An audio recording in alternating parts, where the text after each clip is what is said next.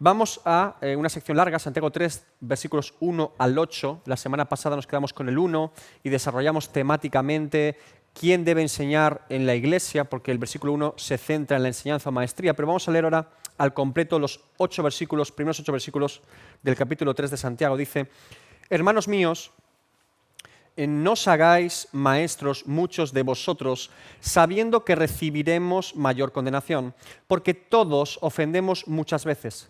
Si alguno no ofende en palabra, este es varón perfecto, capaz también de refrenar todo el cuerpo. He aquí nosotros ponemos freno en la boca de los caballos para que nos obedezcan, y dirigimos así todo su cuerpo. Mirad también las naves, aunque tan grandes y llevadas de impetuosos vientos, son gobernadas con un muy pequeño timón por donde el que las gobierna quiere. Así también la lengua es un miembro pequeño, pero se jacta de grandes cosas. He aquí cuán grande bosque enciende un pequeño fuego. Y la lengua es un fuego, un mundo de maldad. La lengua está puesta entre nuestros miembros y contamina todo el cuerpo e inflama la rueda de la creación, y ella misma es inflamada por el infierno. Porque toda naturaleza de bestias y de aves y de serpientes y de seres del mar se doma y ha sido domada por la naturaleza humana. Pero ningún hombre puede domar la lengua, que es un mal que no puede ser refrenado, llena de veneno mortal. Santiago se pone bastante elocuente, diría poético y metafórico. Vamos a ver aquí un montón de metáforas y ejemplos visuales que él nos brinda para entender un poquito mejor lo que está explicando. Es importante recalcar que durante 12 versículos del capítulo 3, Santiago va a enfocar el tema de la lengua, del cómo hablar. Y sabemos además, si leemos toda la epístola de Santiago, que este diríamos que es un tema o principal o uno de los principales de Santiago en toda la epístola, el tema del hablar. Lo hemos visto en el capítulo 1, lo hemos visto en el capítulo 2, ahora exhaustivamente en el capítulo 3, y volverá a hablar del capítulo 4 y 5 de este asunto. Le pongo ejemplos sencillos para que usted vea versículos de la epístola de Santiago, aparte de estos 12 del capítulo 3, donde él habla de cómo tenemos que hablar. Santiago 1:19. Por esto, mis amados hermanos, todo hombre sea pronto para oír, tardo para hablar, tardo para airarse. Santiago 1:26. Si alguno se cree religioso entre vosotros y no refrena su lengua, sino que engaña su corazón, la religión de tal es vana. Santiago 2:12. Así hablad y así haced, como lo que habéis de ser juzgados por la ley de la libertad. Santiago 2:14. Hermanos míos, ¿de qué aprovechará si alguno dice que tiene fe y no tiene obras? Santiago 4:11. Hermanos, no murmuréis los unos de los otros. El que murmura del hermano y juzga a su hermano, murmura de la ley y juzga a la ley. Pero si tú juzgas a la ley, no eres hacedor de la ley, sino juez. Santiago 5:9. Hermanos, no os quejéis unos contra otros, para que no seáis condenados. He aquí el juez está delante de la puerta. Y ahora tenemos, como digo, 12 versículos con el tema del hablar. Evidentemente Santiago era pastor. Se entiende que le importaba mucho cómo nos afecta la lengua, el hablar con los demás en nuestra vida cristiana. Primera sección, ya la vimos la semana pasada, pero voy a decir algunas cosas más. Hermanos míos, no os hagáis maestros muchos de vosotros, sabiendo que recibiremos mayor condenación. Como les dije la semana pasada, desarrollamos este tema para la enseñanza en la iglesia. ¿Quién debe enseñar? Y dijimos que el tema de la enseñanza no estaba restringido porque sí, sino que más bien Santiago nos plantea la evidencia de que para enseñar a alguien debemos estar calificados. Calificados en conocimiento y en carácter. ¿Sí? Básicamente es lo que vemos que preside todo el Nuevo Testamento y también el Antiguo Testamento. Opinar de algo o querer enseñar algo a otros en sí mismo es algo sencillo. Basta con tener la capacidad de querer hacerlo o la intención de hacerlo y enseñamos a todo el mundo. Yo te podría enseñar a cómo hacer una tortilla de patatas, pero jamás he hecho una tortilla de patatas. Sé los componentes, he visto a mi mujer hacerla habitualmente en casa, podría ver a Arguiñano hacerla y decirme la cebolla por aquí, sabría todo, pero jamás he hecho una. Pero te puedo enseñar cómo hacerla. ¿Eso es normal, hermanos? ¿Tiene sentido ese tipo de enseñanza? ¿Sería un maestro legítimo? ¿Por qué? Porque no pongo por obra lo que supuestamente enseño. Mi conocimiento me sirve para tenerlo aquí, pero jamás he experimentado con ese conocimiento lo que implica dicho conocimiento. La cuestión es que si estamos o queremos enseñar algo a alguien, debemos tener al menos cierto criterio fundado para hacer dicha enseñanza. O si opinamos sobre algo, deberíamos tener algún tipo de criterio objetivo para decir eso que estamos diciendo.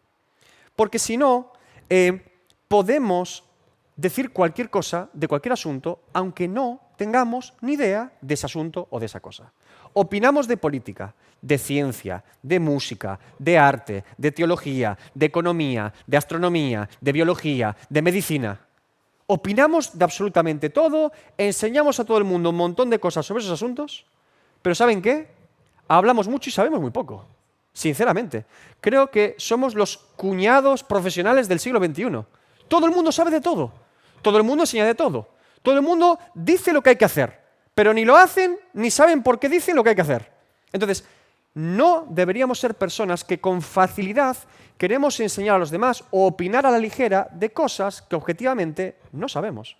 ¿Cuántas opiniones en nuestro día a día emitimos o juicios de valor sobre cosas que realmente no sabemos, hermanos? Desde cosas muy sencillas a cosas muy acusatorias. Yo creo que esa persona... ¿Y usted sabe? No, la verdad no tengo ni idea, pero yo creo que... O, por ejemplo, algo muy sencillo, un chascarrillo. Uno dice, yo creo que este año ha llovido más que nunca en Galicia.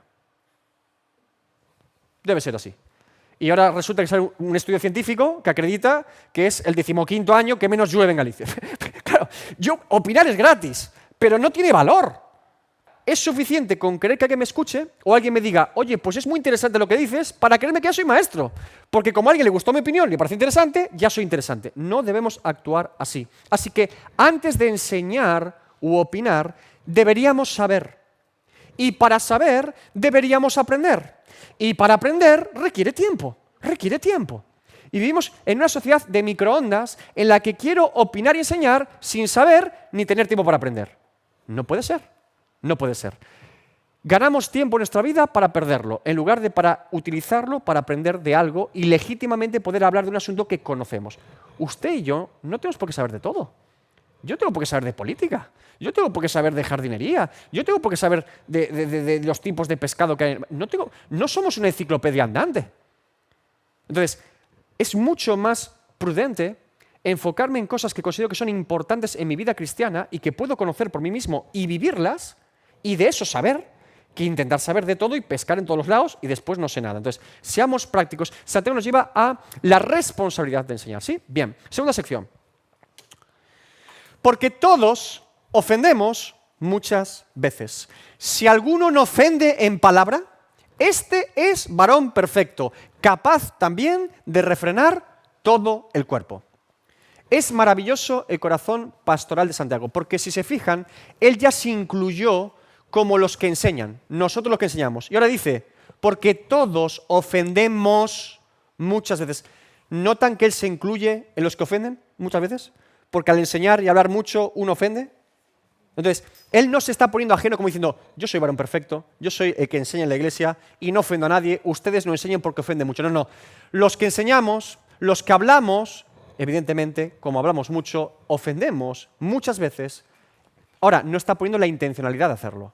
No está diciendo, ofendo porque quiero ofenderte. Está diciendo que ocurre, que eventualmente ocurre, que al hablar hay confusión, hay malos entendidos, hay muchas situaciones en las que ofendemos a aquellos que nos escuchan, sobre todo en el tema de la enseñanza.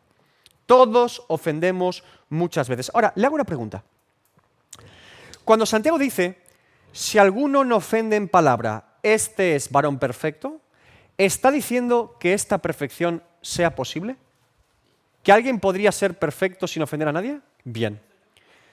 Si tomamos la pregunta que he hecho, es decir, ¿una persona es posible que durante su vida no ofenda a nadie por lo que dice? Si solo tomo de forma general, ahora vamos a hablar del caso de Jesús, ahora vamos a hablar del caso que ella está comentando, pero de forma general no creo que este ejemplo sea posible de cumplir.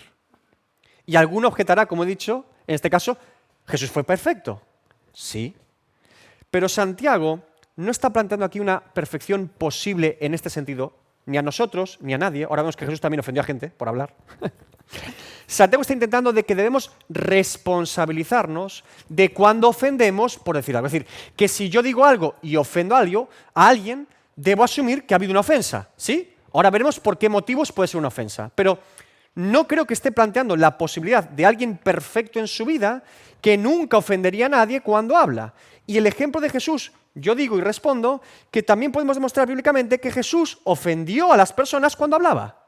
Ahora veremos por qué las ofendía, pero objetivamente las ofendía. Santiago, como digo, no está pretendiendo poner aquí un ejemplo de perfección posible en la que una persona durante toda su vida no ofenda a nadie cuando habla. Perfección muchas veces en el Nuevo Testamento la palabra griega puede traducirse como perfección o madurez. Ahora, aún así, tampoco me valdría, vale, ningún varón sería maduro entonces. Porque nos está poniendo en un supuesto en el que alguien durante toda su vida, hablando constantemente, nunca ofendiese a nadie. Pero no está diciendo por qué lo ofende todavía, no está explicando la causa de la ofensa. Está diciendo que alguien sería posible que viviese toda su vida y no ofendiese de palabra a nadie. Yo insisto, el ejemplo debe ser entendido como algo imposible. ¿Por qué?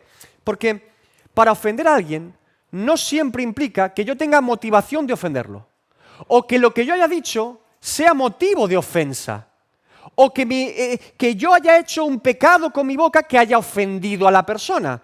Yo puedo estar diciendo la verdad y que la persona se ofenda.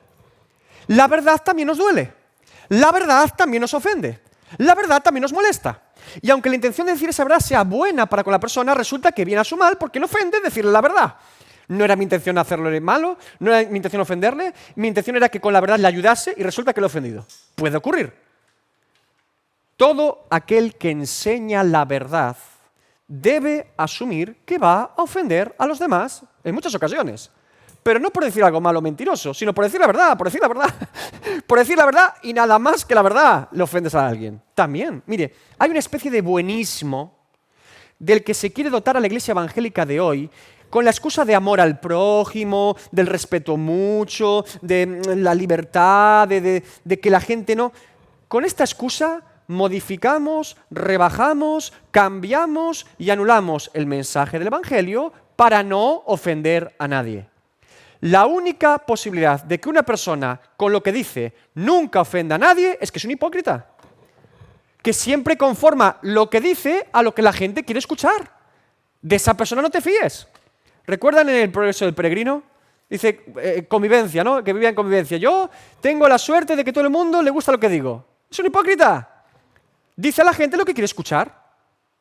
Pero no es cierto lo que dice. Si uno es un proclamador de la verdad, evidentemente tiene que asumir que habrá momentos en los que decir la verdad ofenda a los demás. Aunque su motivación, insisto, sea buena. No es para voy a fastidiar a este para hacerle ver. No. Estoy queriendo ayudarle, pero se ha ofendido.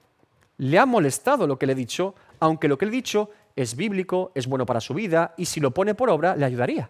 Pero aún así se ofende. Querer modificar la verdad de Dios para encajar mejor el mensaje a la audiencia, eso es ser un cobarde y un mentiroso. Y los falsos maestros en la Biblia son denunciados por la palabra de Dios como aquellos que dicen cosas que la gente quiere oír. La gente se amontona para escuchar a falsos maestros diciendo cosas que ellos quieren escuchar. ¿Qué hubiera sido de Esteban si hubiese callado ante el Sanedrín? ¿Ustedes qué hubiese sido de Esteban? Pues estaría vivo, pero sería un mentiroso. No hubiese proclamado el Evangelio en aquel momento. O de los apóstoles.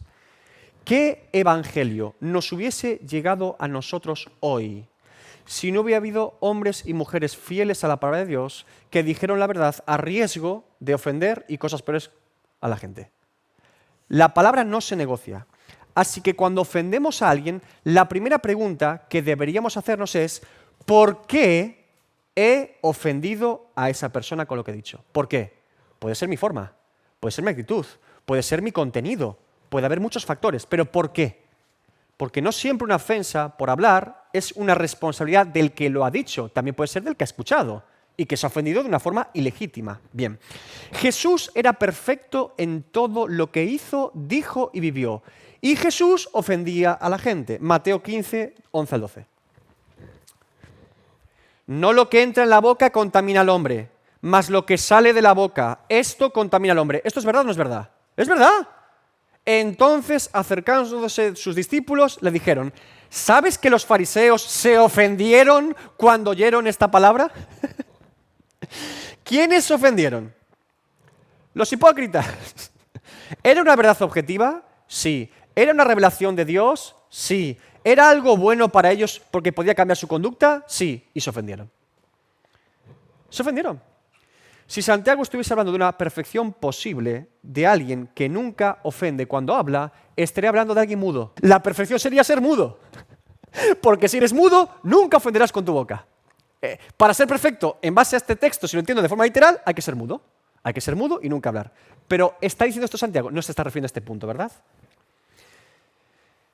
¿Cómo podemos entender lo que Santiago está queriendo expresar realmente con esta perfección? Hemos dicho, no es posible, salvo que uno sea mudo, y que Jesús mismo, siendo perfecto, ofendió a otros. Dice, si alguno no ofende en palabra, este es varón perfecto, capaz también de refrenar todo el cuerpo. Santiago está hablando de un tipo de ofensa específica, en concreto, cuando hablamos. No está hablando de cualquier tipo de ofensa cuando hablamos, sino la ofensa producida por el error del que habla, no del que escucha. Como he dicho, cuando hablamos y dialogamos con las personas, hay comunicación verbal, hay dos opciones para que alguien se ofenda. Por culpa o responsabilidad del que habló o por responsabilidad del que escuchó. En el caso de los fariseos, ¿por qué se ofendían los fariseos con Jesús? ¿Jesús dijo algo indigno? ¿Algo ilícito? Por ellos. Por el que escuchaba. Porque el que escuchaba la verdad era confrontado por la verdad y rechazaba la verdad. Y por eso se ofendía. Entonces, Jesús en su declaración está diciendo todo lo correcto y la verdad objetiva. Pero ellos al escucharla se ofenden. Entonces, ¿quién es responsable de la ofensa? El que escucha. Porque le molesta la verdad.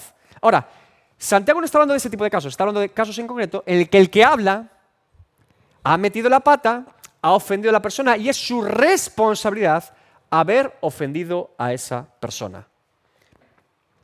Santiago nos habla de casos en los que por falta de dominar nuestra lengua, por falta de tener control de lo que decimos, hemos actuado de forma ilícita, hemos ofendido a la persona. ¿Sí?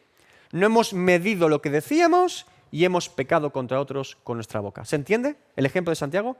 Bien. En resumen, podríamos haber evitado este problema, pero no lo hemos hecho porque no hemos cerrado la boca. La hemos abierto y de ahí ha salido veneno puro. Así que la perfección realmente de la que habla Santiago aquí, como bien decíamos, es la madurez cristiana. Está hablando de gente madura. Es más maduro aquel que es capaz de no meter la pata cada vez que habla, que comete menos errores y menos ofensas para con los demás cuando abre la boca. Ese es más maduro. Es más inteligente, es más sabio, ha llegado a una mayor madurez cristiana porque sabe refrenar lo que dice por la boca para no ofender en todo tiempo, en toda ocasión a las personas que le escuchan. ¿Sí? ¿Se entendió? Todos ofendemos muchas veces, dice Santiago.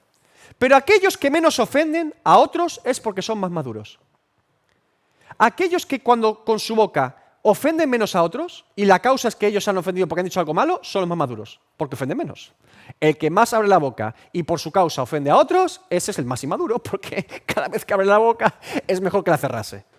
Cuidado, como digo, confundir madurez cristiana con rebajar la verdad de Dios. Una cosa no está en conflicto con la otra.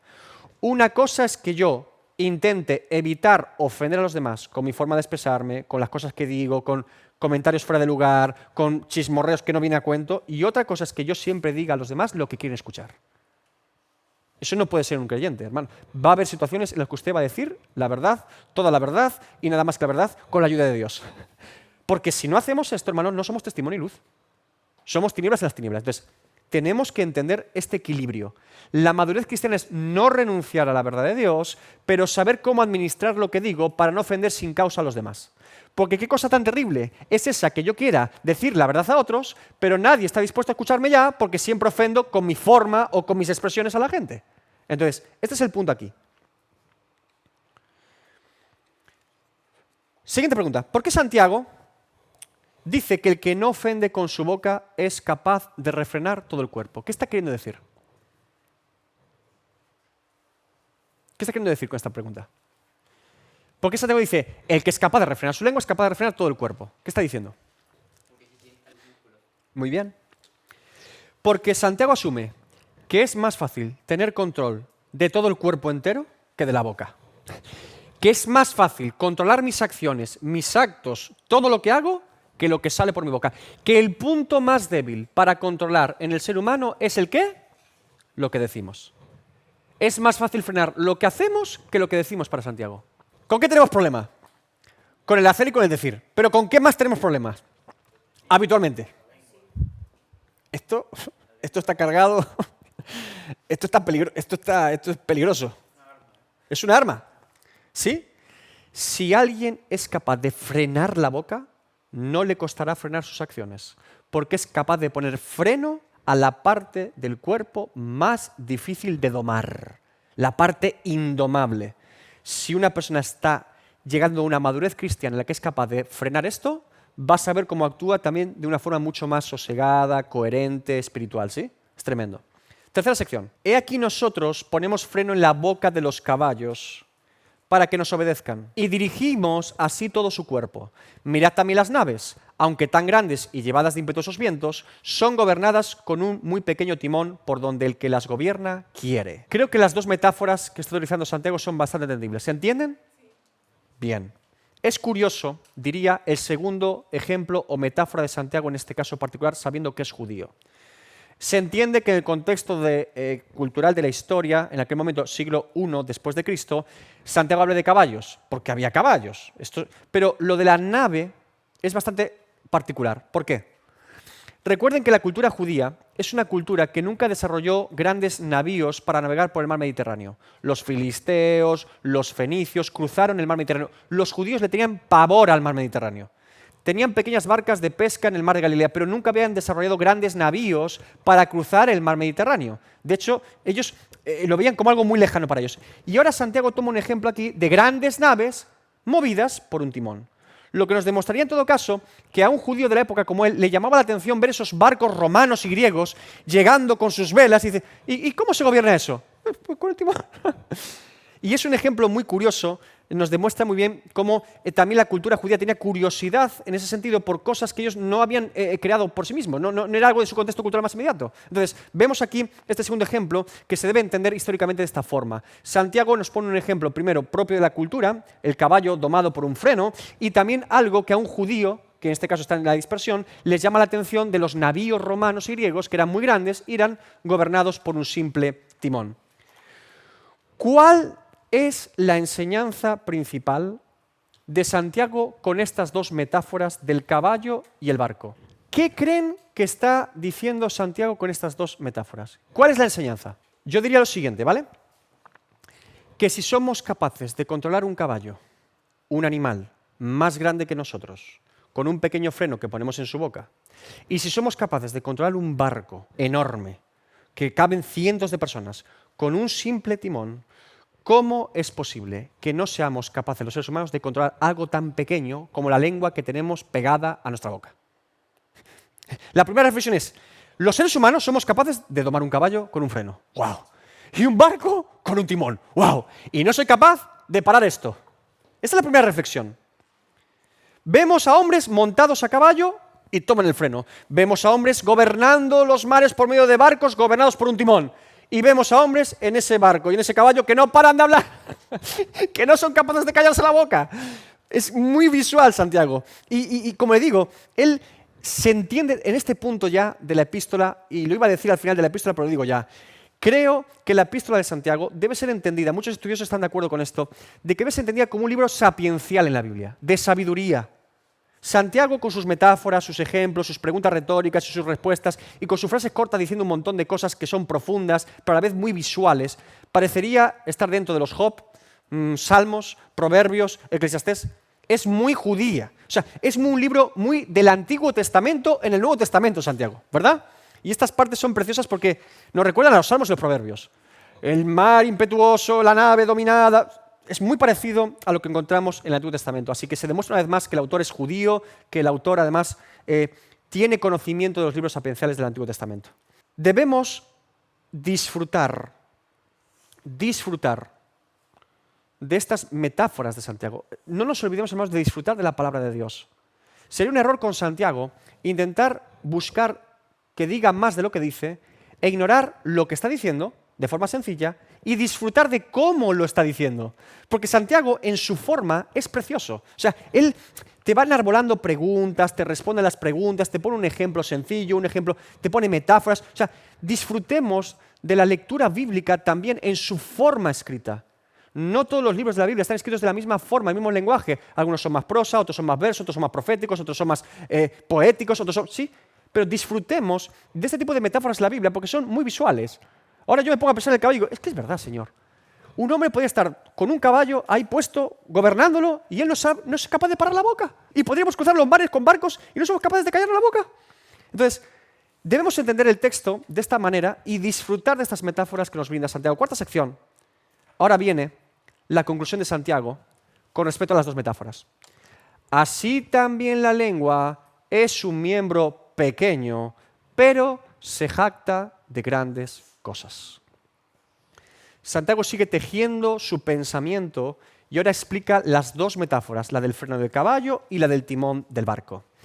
Qué importante es en la Biblia, hermanos, entender correctamente una metáfora o retórica si la hay del autor. Qué importante es leer el texto y entender, cuando pone alguna figura, algún símbolo, alguna metáfora o ejemplo, entender dicho ejemplo o metáfora.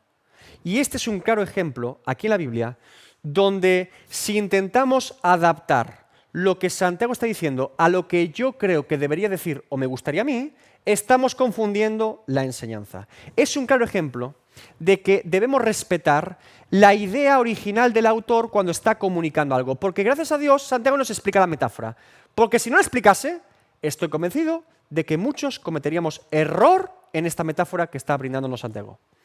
Fíjese, Santiago, ¿qué está haciendo con las dos metáforas? Algunos podrían pensar, de forma sencilla, bueno, el freno y el timón es la lengua, algo pequeño, y el barco y el caballo es mi vida.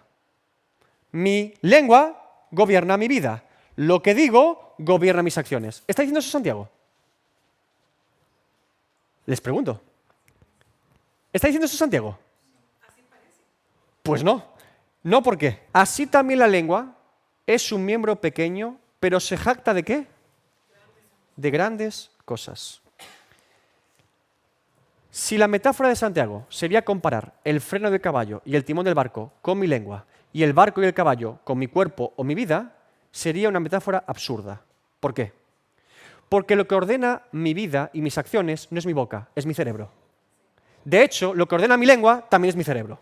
Por lo tanto, no se puede referir a eso salvo que sea la peor metáfora de la historia. Pero no es la peor metáfora de la historia, es muy buena metáfora. Debemos respetar lo que el autor está explicando. ¿Y qué está explicando? Él está comparando el simple freno del caballo y el timón del barco con la lengua, con lo que decimos. Y compara el barco y el caballo con las grandes cosas que salen por nuestra boca, cosas con las que nos jactamos, cosas con las que decimos, ¡oh, mira lo que he hecho! Mira cuando sí. Lo que sale por nuestra boca parece muy grande y elocuente. Ese es el problema, ese es el caballo. Ese es el barco. Entonces, la lengua se jacta de grandes cosas. Y uno dice, qué espectacular es esta persona. Oh, qué cosas tan grandes ha hecho. Y empieza a hablar, yo. Nunca ha pasado una persona que empieza a decir toda su vida, yo hice. ¡Buah! Qué grandes cosas. A lo mejor no eran tan grandes, ¿verdad?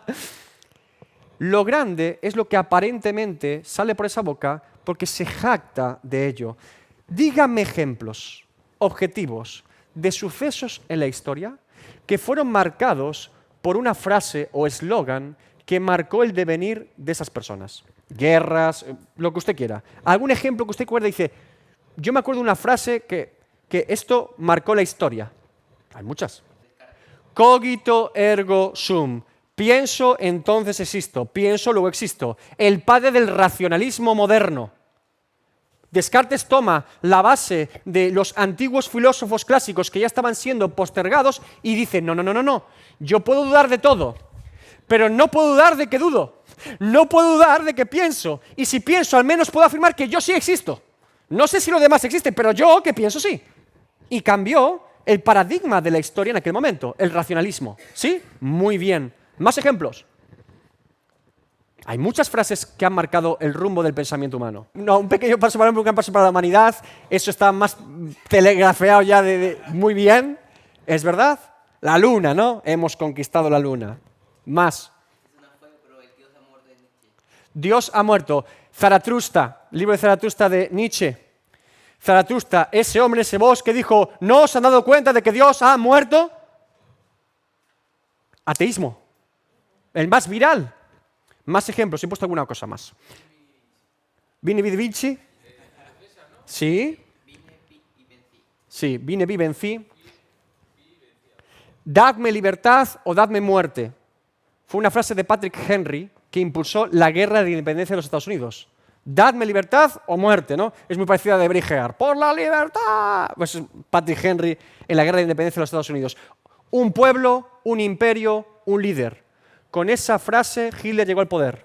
Un pueblo, un imperio, un líder. Tengo un sueño, I have a dream. Martin Luther King, luchando contra todo el racismo afroamericano. A mi manera, Frank Sinatra. ¿Cuántos hombres han sido influenciados por el a mi manera, el individualismo corrosivo del siglo XX, XXI, a mi manera? ¿Sí? Hay muchos. Lo que le quiero transmitir, fíjese, una frase, cómo condiciona el pensamiento de generaciones por años. Y con esa frase somos afectados. Entonces, Santiago está apuntando que ese trocito pequeño llamado lengua de nuestro cuerpo puede afectar no solamente nuestra propia vida, sino nuestro entorno. Puede afectar a millones de personas. Curtis Vaughan comenta sobre este versículo de Santiago y la lengua. Dice, la lengua puede inducir a los hombres a la violencia o puede moverlos a las más nobles acciones. Puede instruir al ignorante, alentar al abatido, consolar al sufriente y confortar al moribundo. O puede aplastar al espíritu humano, destruir reputaciones, esparcir desconfianza y odio y llevar naciones al borde de la lengua. Todo eso con la lengua. Ahora Santiago, tras esta breve explicación de sus dos metáforas, utiliza una tercera. Santiago sigue. Quinta sección. He aquí cuán grande bosque enciende un pequeño fuego, y la lengua es un fuego, un mundo de maldad. La lengua está puesta entre nuestros miembros y contamina todo el cuerpo. La tercera metáfora de Santiago es interesante, porque nos vuelve a recordar que la lengua es como un pequeño fuego que incendia ¿qué? ¿Se dan cuenta? Está hablando de las consecuencias que produce la lengua en el entorno. Hemos dicho que está utilizando la lengua como un freno de caballo, la lengua como un timón de un barco y en este caso ahora un pequeño fuego que arde en un bosque. Siempre es de algo pequeño, ¡boom!, se hace algo muy grande. Cuando dice se jacta de grandes cosas, queda en cierta posibilidad, como he dicho, cosas también buenas y heroicas. No diríamos que la lengua ha sido motor en la historia solo para cosas malas. Si lo revisamos de forma general, diríamos que la lengua ha servido para cosas buenas y cosas malas. Pero en este caso él está yendo a lo negativo. Pasa como con los ricos. No ser rico es malo, pero Santiago lo apunta siempre a algo negativo particular porque es pastor, está tratando cosas específicas. Entonces, sí yo lo entiendo en el contexto de Santiago como algo negativo la lengua, pero objetivamente diríamos que si somos más amplios en la aplicación, podemos decir que la lengua ha sido capaz, como ha dicho Vaughan, de cosas muy buenas y cosas terribles. Claro, él se jacta de grandes cosas, correcto, de haber conseguido grandes cosas, pero objetivamente consigue grandes cosas. Si usted consuela a una persona que se le ha muerto un familiar con la lengua, es una gran cosa, una cosa buena. Estuvo allí para consolarla y sus palabras fueron usadas por Dios para consolarla. Pero en este caso el entorno, vamos a ver que va a llamarlo, la lengua la va a poner como un enemigo nuestro del alma prácticamente. Él está hablando de las consecuencias negativas, ¿no? Un pequeño fuego, lo pones en un bosque y ¿qué hace? La llamarada. La primera parte de esta metáfora es fácil de entender porque seguimos con los ejemplos anteriores, pero luego la segunda parte es más difícil de explicar. ¿Por qué? ¿Dónde está el problema? Santiago ha complicado su exposición aquí, porque ahora dice, he aquí cuán grande bosque enciende un pequeño fuego, ¿verdad? ¿El pequeño fuego qué es? La lengua, y el bosque es lo que produce. Y la lengua es un fuego, un mundo de maldad. La lengua está puesta entre nuestros miembros y contamina todo el cuerpo. ¿Por qué complica un poco el texto aquí? De hecho, es una de las partes más difíciles de entender en esta exposición o sección. Porque Santiago está diciendo siempre que la lengua es algo pequeño, algo pequeño, algo pequeño. Y ahora de repente nos habla de que es un mundo, algo grande. ¿Se dan cuenta? ¿Qué está haciendo Santiago? ¿Cómo podemos entender este cambio en la exposición de Santiago. Desde mi punto de vista, se debe entender aquí que Santiago sigue indicando que el miembro exteriormente es pequeño, pero que está contenido dentro de un mundo lleno de mentiras, engaños, fraude, exageración, vanidad, caprichos, orgullo, odio, lujuria. Que no pienses que porque sea pequeño no contamina toda tu vida y también de la gente que te rodea. Que la lengua, si está contaminada, es un síntoma de que todo el cuerpo está contaminado. Y aquí está la clave, porque él hace como un microscopio. Sí, la lengua es pequeña, pero si la analizamos en microscopio, ahí vemos un mundo de maldad. Si la miro en detalle, ahí hay un montón de porquería. Hay un montón de porquería, es lo que está diciendo Santiago. Entonces, nos habla de algo pequeño que mueve algo grande, y ahora dice, eso pequeño, si nos fijamos en él, ahí hay un montón de cosas que hay que sacar de ahí. Hay un montón de basura. Y el punto clave es, si la lengua está contaminada, es un síntoma de que el cuerpo está contaminado. ¿Te das cuenta de esta verdad? Si la lengua está contaminada, ¿podríamos decir que necesariamente es porque toda la persona está contaminada? Dime una sola persona que conozcas, que por su boca salgan improperios, blasfemias, palabras soeces, maldiciones, groserías, mentiras, y que sea una persona con un carácter dulce, sano, bueno o piadoso. ¿Existe tal persona? No. Hay un factor común en toda persona que tiene la boca contaminada. ¿Cuál es? Que está contaminado él. Puede ocurrir que una persona aparente piedad con su boca, sea muy dulce con sus labios, sea una persona capaz de embelesar y que por dentro esté podrido. Eso es posible, pero nunca me he encontrado a alguien contaminado con su boca que no esté contaminado con todo su cuerpo. Lo otro no pasa nunca. Si está la boca así, es porque está todo así.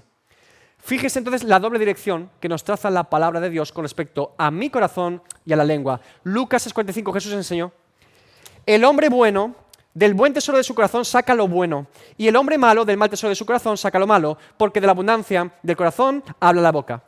Pero Santiago nos está diciendo un complemento a esta verdad objetiva de parte de Jesús, que es que así como el corazón contamina la lengua también contamina el corazón. Es mutuo. Se empieza todo a contaminar, a envenenar todo el cuerpo.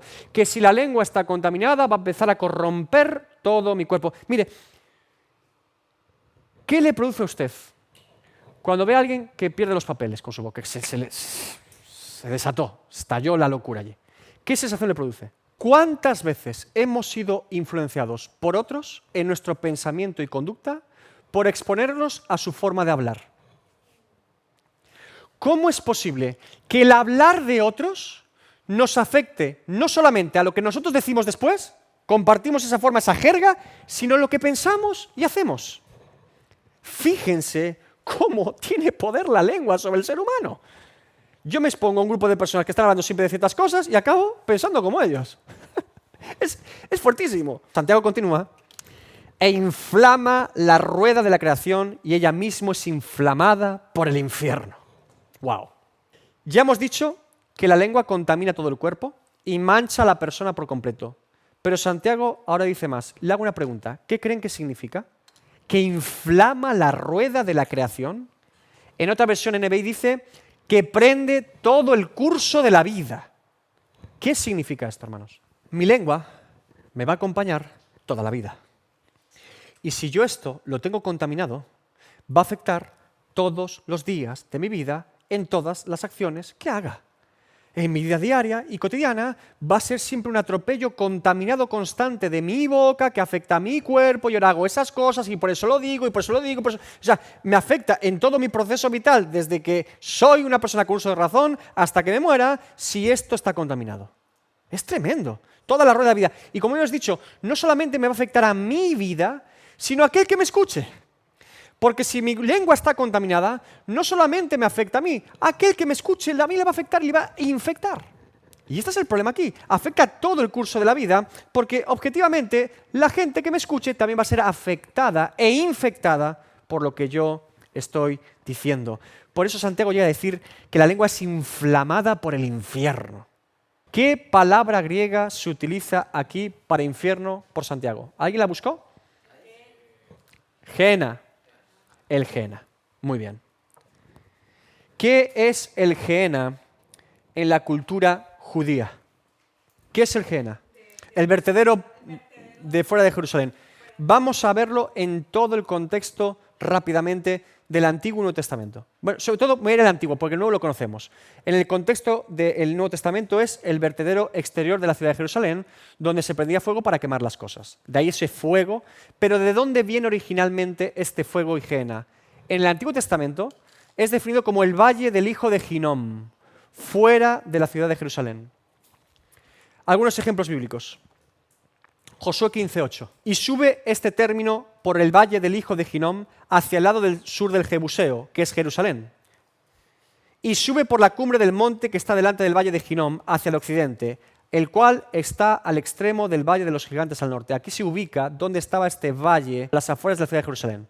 Los jebuseos eran los primeros habitantes de la ciudad de Jerusalén que conocemos en la Biblia. Segunda de Reyes 23:10. Además profanó a Tofet, que está en el valle del hijo de Hinnom, para que ninguno pasase su hijo o su hija por fuego a Moloc. Segunda de Crónicas 28:3.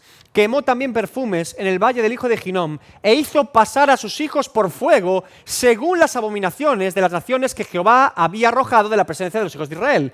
Segunda de Crónicas 33:6. Ese fue Manasés.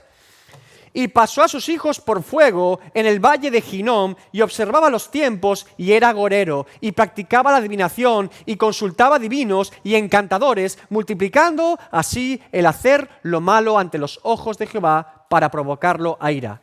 Insisto, este es el rey Manasés. Jeremías 19:2. Y saldrás al valle del hijo de Hinnom, que está a la entrada de la puerta del tiesto, y proclamarás allí las palabras que yo te hablaré. Dios manda a Jeremías a profetizar allí, con todo el contexto de idolatría que había allí. Jeremías 32:35. Y edificaron altos a Baal, los cuales estaban en el valle del hijo de Hinnom, para hacer pasar por fuego a sus hijos y sus hijas a Moloc, lo cual no les mandé, ni me vino al pensamiento que hiciesen esta abominación para hacer pecar a Judá. ¿Con qué se relaciona en todo el Antiguo Testamento el valle del hijo de Hinnom? Con la idolatría y con un fuego que se utilizaba para sacrificar los hijos de la gente. Así que el Gehenna era el lugar a las afueras de la ciudad de Jerusalén que en el Antiguo Testamento fue utilizado por generaciones del pueblo de Israel para sacrificar idolátricamente sus hijos a Moloc. Y más tarde fue y quedó como vertedero de la ciudad, donde se prendía la basura allí para que se consumiese. Es interesante saber que el fuego que se utilizaba en este sitio era para la idolatría y para la basura. Para la idolatría y para la basura. Y por eso en la Biblia se relaciona el Gehenna con ese fuego tormentoso para el pecador. Pero qué curioso, hermanos, es saber que ese fuego en ese valle del hijo de Hinnom no fue un fuego inicialmente encendido por Dios, sino por el hombre para idolatría y para pecar contra Dios. Que ese fuego eterno del que habla la palabra de Dios es un símbolo de un fuego que fue encendido no por Dios, sino por el hombre para pecar contra Dios. El fuego del Gehenna lo hicimos los hombres, lo provocamos los hombres por nuestro pecado e idolatría contra Dios.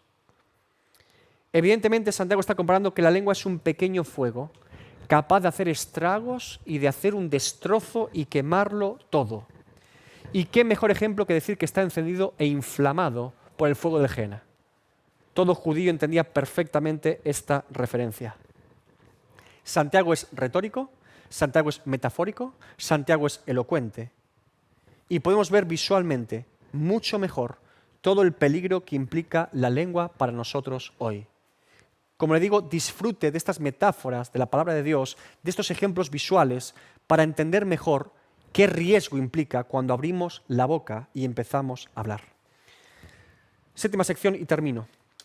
Porque toda naturaleza de bestias y de aves y de serpientes y de seres del mar se doma y ha sido domada por la naturaleza humana, pero ningún hombre puede domar la lengua, que es un mal que no puede ser refrenado, llena de veneno mortal. Santiago concluye con una reflexión general. No solo hemos sido capaces de domar a los caballos, dice, no, hemos domado a todos los animales. El ser humano ha sido capaz de someter a animales del mar, de la tierra y del aire. Somos capaces de domar absolutamente todo, pero no somos capaces de domar ¿qué? Nuestra lengua. Domamos elefantes, los sometemos en un circo y no somos capaces de domar nuestra propia lengua. Si se fijan, Santiago ha hecho un círculo en su pensamiento, ha cerrado su pensamiento, porque comenzó diciendo, porque todos ofendemos muchas veces y es un mal que no puede ser refrenado. ¿Sí? Asume, por lo tanto, que él eventualmente también va a ofender con su lengua a las personas, que él no es exento o ajeno de este problema, que todos estamos expuestos a este problema. Y para cerrar su pensamiento, utiliza una cuarta metáfora maravillosa, comparando la lengua, por su forma, con una serpiente llena de veneno mortal. Que lo que tienes aquí es un áspiz, una serpiente venenosa. De hecho, esta metáfora se encuentra más veces en la palabra de Dios. Salmo 143. Aguzaron su lengua como la serpiente, veneno de áspid hay debajo de sus labios. ¿Sí? Esta referencia la encontramos ya en la palabra de Dios.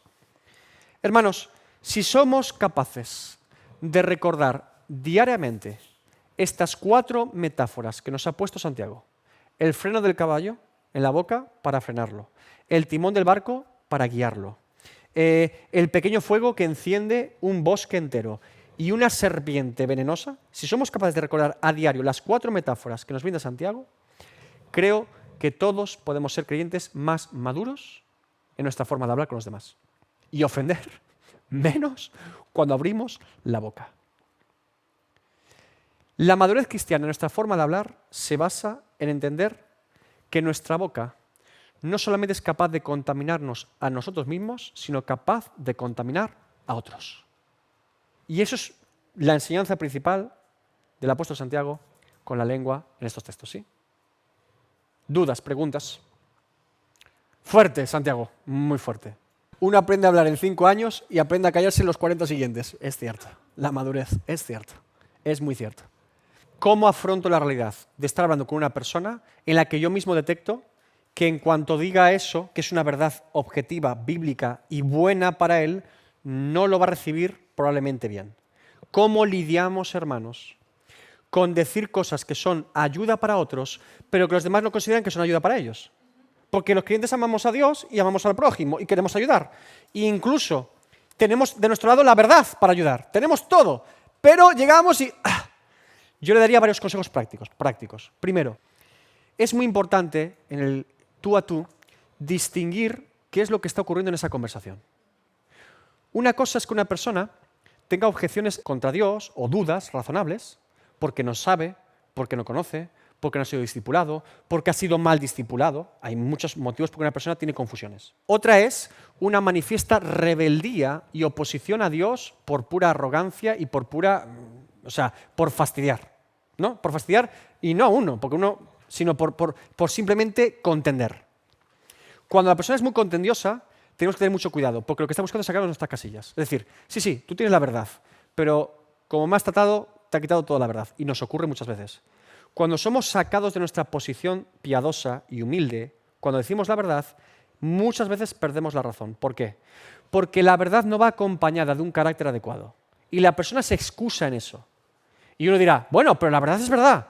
Sí, muy bien, la verdad es verdad. Pero no la ha transmitido de forma en la que yo no pueda ser acusado de haber hecho algo desagradable.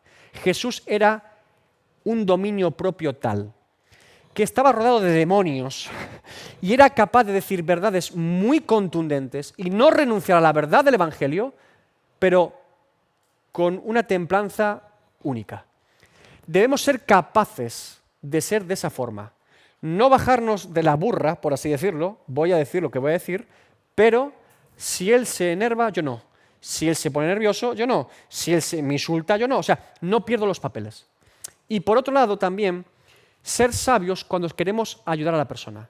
Si la persona no es capaz de entender, estamos ya empezando a un debate más intenso y nos cuesta todo, sobre todo con gente de confianza, familia, personas cercanas. Pero la idea es poder presentar el Evangelio siendo nosotros a lo mejor ejemplo en vez de acusación, por ejemplo. Es que, pues mira, a mí me pasa a veces que me cuesta hablar. Me cuesta hablar y no domo mi lengua. Y estamos ahora estudiando Santiago en la iglesia y la verdad que para mí es un desafío diario no meter la pata con lo que digo. Eso es una cosa. Y otra cosa es decirte, oye, cállate, que es que tú, mira, Santiago te dice que tienes que dominar la lengua. ¿Qué creen que será más efectivo objetivamente, hermanos? Claro, ¿tengo razón al decirle cállate? Sí. ¿Es lo más sabio para que la persona quiera ponerlo por obra? Probablemente no, le estoy inflamando. Y dirá, pues cállate tú también. Vale, los dos con la razón y los dos sin razón. Entonces, tenemos que ser sabios para poner como ejemplo nuestra propia vida y cómo Dios está trabajando en nuestra vida para que la persona vea el fruto y resultado de esos cambios. Y esa forma es sabia porque la persona, primero, no ve un dedo acusador y si lo ve es porque he dado espacio al Espíritu Santo de Dios que obre en él con mi ejemplo. Y esto es muy sabio, porque al final es, Dios está tratando esto en mi vida de forma objetiva. Y de repente dice la persona, pues yo la verdad que también meto la pata cuando hablo. ¿Te das cuenta? Simplemente ¿vale? Yo puedo decir lo que Dios está haciendo en mi vida y cómo está ayudándome para bien, y eso puede ser usado por Dios para que Él sea interpelado por Dios. Yo meto la pata con la boca también. Entonces he sido un maestro efectivo y he cumplido el propósito original, que era ayudarlo. Si el propósito era ayudarlo, porque a veces el problema es que no queremos ayudarlo, queremos machacarlo. El tema aquí es, la ofensa hacia el otro puede ser reducida al otro si yo freno mi lengua, porque al hablar menos o hablar de forma más prudente evito una ofensa al prójimo. Ahora, como bien ha dicho Nayara, tenemos que tratar nuestro corazón con Dios, en el secreto con Dios. Entonces, Dios a veces nos expone a situaciones en las que nos sale por la boca cosas que no sabíamos que estaban en el corazón. Y digo, ¿qué es esta basura? ¿Qué es este pensamiento, Señor? ¿Qué hace esto aquí? Y voy a la oración al Señor, Señor, limpia mi corazón. Estoy de acuerdo que simplemente poner freno a la boca no será la solución integral para mi vida, porque yo puedo tener el corazón lleno de problemas, lleno de odio, aunque no lo exprese con la boca. Y a veces pasa, hay personas que acumulan la presión, y de repente un día estalló todo, ¿no? Se abrió la caja de Pandora. Claro, es verdad que si no tengo un corazón sano, aunque no lo exprese con la boca, mi corazón sigue corrompido. Entonces, como freno hacia los demás, porque Santiago está siendo muy pastoral, muy práctico en la relación con los demás, el prójimo, por lo menos evito eso. Pero debo tratar mi corazón. Si mi corazón está mal. Ay, no digo nada al hermano, pero por dentro estoy, ay, yo le diría 40 cosas. Sí, lo que pasa que en la lengua, por así decirlo, no sé si les pasa alguna vez, creo que la lengua es casi muy automática. O sea, a veces parece que va más rápida la boca que el cerebro. Es como hablar sin pensar. Sale. Entonces, el ser capaces, claro, el ser meticulosos, estrictos con mi forma, vale, voy a hablar. ¿Qué voy a decir? Claro, a lo mejor lo que voy a decir ni siquiera aporta, ni siquiera digo que sea bueno o malo, es que no aporta nada. No aporta. La típica muestra de orgullo con la lengua en 2 palabras. Una persona dice, pasó esto, no sé qué, cuánto. ¿Qué digo yo? Lo sabía. ¿Qué aporta el lo sabía? Objetivamente, hermanos, ¿qué aporta el lo sabía? Aporta, yo tenía razón, yo me merezco una medalla porque yo ya lo dije y yo lo sabía.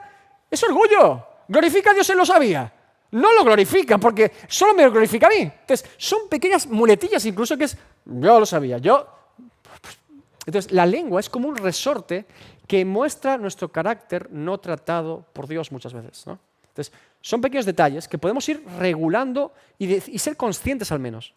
Ser conscientes. Cuando, así como hemos puesto el ejemplo, Santiago está poniendo el ejemplo en la parte más negativa, podemos decir, ¿no? Inflamada por el infierno y todo esto, ¿no? La lengua...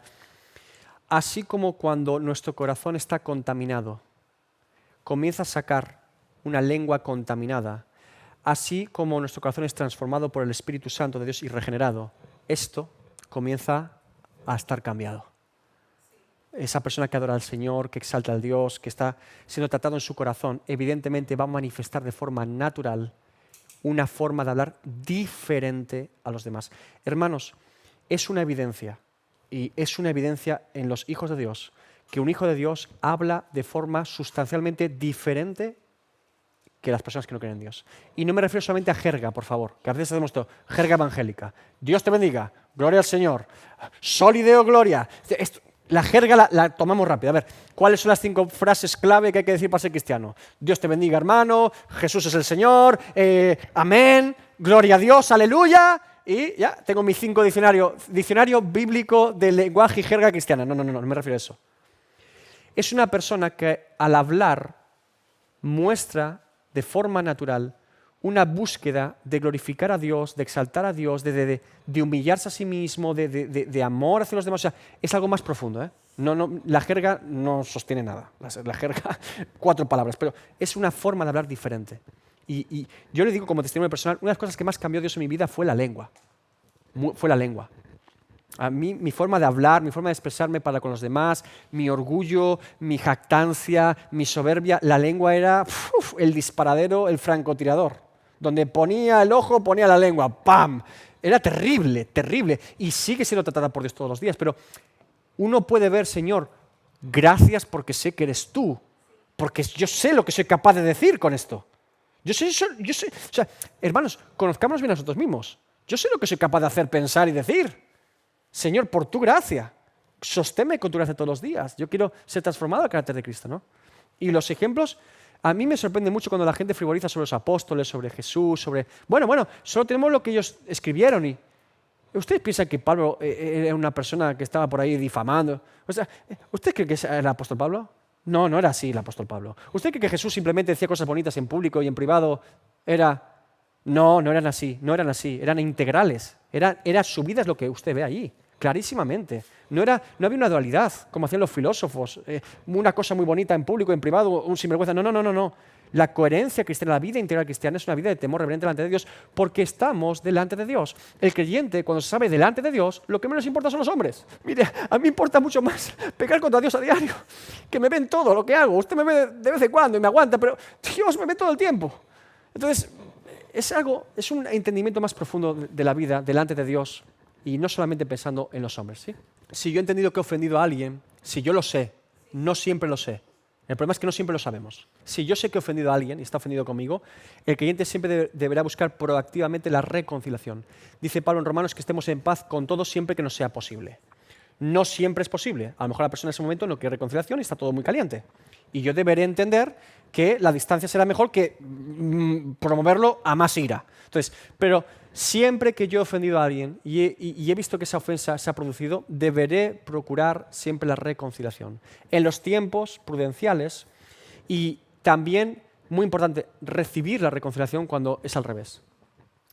O sea, creo que cuando todos ofendemos a alguien por temor a Dios y solemos tener la tendencia, pero a veces nos cuesta más cuando nos han ofendido y la persona legítimamente y con arrepentimiento pide perdón. Ahora, a veces uno le pide perdón a otro simplemente por... Olvidemos lo que ha pasado. Olvidemos, ¿no? Corramos un tupido vuelo. Hay un muerto por aquí, dejemos el muerto con la manta. No, el muerto hay que solucionarlo. Si no, el muerto vas a matar más veces. Entonces, cuando uno ve un síntoma en la relación con alguien en la que se está reproduciendo siempre el mismo pecado, el mismo error, la misma ofensa, algo no está solucionándose ahí. Un ejemplo sencillo y terrible. Las mujeres maltratadas, que de forma sistemática son maltratadas. Y ese hombre a la noche le pide perdón. Y al día siguiente le vuelve a pegar y le vuelve a pedir perdón, ¿no? ¿Ese hombre tiene arrepentimiento? Diríamos que no, porque sigue haciéndolo. Hay como mucho una culpa momentánea y no volveré y hace juramentos y votos y promesas, nunca más ocurrirá. Pero ¡pum!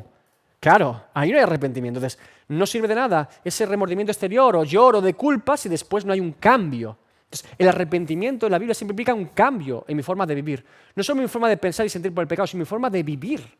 Entonces, el creyente conoce esto. ¿Por qué todo creyente, hermanos, deberíamos saber lo que es arrepentimiento? Cuando nos arrepentimos contra otros por haber hecho algo mal o cuando alguien se arrepiente contra nosotros. ¿Por qué todo hijo de Dios debería saber lo que eso implica? Porque nos arrepentimos delante de Dios.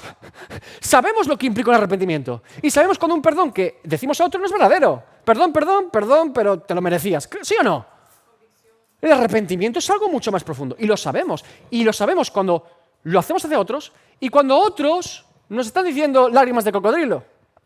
¿Pero qué hiciste mal? Bueno, yo creo que la culpa fue tuya. Anda, no me digas perdón y piénsalo un poco más. Que si no vamos a estar otra vez enzarzados en lo mismo. Claro. Entonces, seamos sabios en cómo gestionamos las relaciones. Pero estoy de acuerdo, debe ser así, proactivamente siempre, cuando hemos ofendido a alguien, pedir perdón.